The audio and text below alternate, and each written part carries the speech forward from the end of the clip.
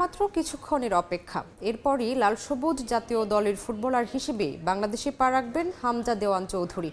এই মুহূর্তে সিলেটের ওসমানী আন্তর্জাতিক বিমানবন্দরে আছেন রিপোর্টার SM ইকবাল।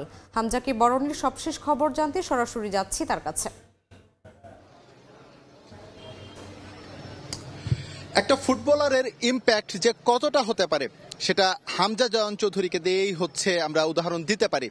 এই ফুটবলার বাংলাদেশের জার্সিতে এখন পর্যন্ত কোনো ম্যাচ খেলেননি, এখন পর্যন্ত লাল সবুজের জার্সিটাও তার গায়ে চাপানো হয়নি, কিন্তু তাকে রিসিভ করার জন্য দেখেন কি পরিমাণে দর্শক বা কি পরিমাণে ভক্ত বা কি পরিমাণে ফুটবল প্রেমীরা বিমানবন্দরে অপেক্ষা করছে। আমরা এসেছি কিন্তু অনেকটা ভোরে এসেছি এবং ভোর থেকেই দেখতে পাচ্ছি যে দেশের বিভিন্ন প্রান্ত থেকে, শুধু যে সুনামগঞ্জ, সিলেট বা হবিগঞ্জ থেকে যে ভক্তরা এসেছে তা কিন্তু নয়, দেশের বিভিন্ন প্রান্ত থেকে ভক্তরা কিন্তু সে সকাল থেকে আস্তে আস্তে এসে জড়ো হচ্ছে যে তাদের ফুটবলের আগামী দিনের যে সুপারস্টার বাংলাদেশে জয়েন করার পরে দেশের ফুটবলের যেই ভগ্নদশা বা যে রুগ্নদশা সেটা যে রাতারাতি চেঞ্জ হয়ে যাচ্ছে বা চেঞ্জ হতে যে শুরু করেছে, তাকে এক নজর কাছ থেকে দেখার জন্য, তাকে ওয়ার্ম ওয়েলকাম জানানোর জন্য তারা কিন্তু বিমানবন্দরে ইতিমধ্যে এসে উপস্থিত হয়েছে।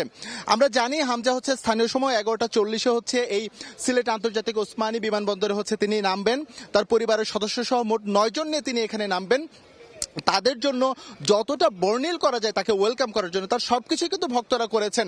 কেউ ফুল নিয়ে এসেছেন, কেউ প্লেকার্ড হাতে নিয়ে এসেছেন এবং অনেকের কাছে দেখেছি যে রাতারাতি তারা হামজার জার্সি তৈরি করে ফেলেছেন এবং সেই জার্সি পরে কিন্তু তারা এখানে ছোটখাটো একটা চেয়ার আপ করতেছেন যে হামজা যখন আসবে, হামজা আসার পরে তাকে স্বাগতমটা জানাবে।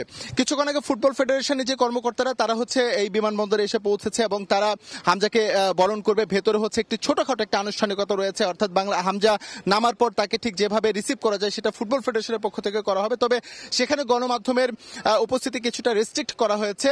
তারপর আমরা প্রত্যাশা করছি যে ভেতরের যে আনুষ্ঠানিকতা, সেই আনুষ্ঠানিকতা শেষ করে হামজা যখন বাইরে আসবে তখন নিশ্চয়ই তিনি কথা বলবেন বাংলাদেশের 18 কোটি মানুষের উদ্দেশ্যে, কারণ বাংলাদেশের 18 কোটি মানুষ কিন্তু ঠিক এই মুহূর্তে তাকিয়ে আছে দেশের ফুটবলে তার মাধ্যমে যে ইতিবাচক পরিবর্তনটা হবে তার দিকে।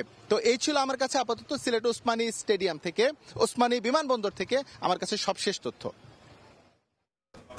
সরাসরি যুক্ত ছিলাম সিলেটে।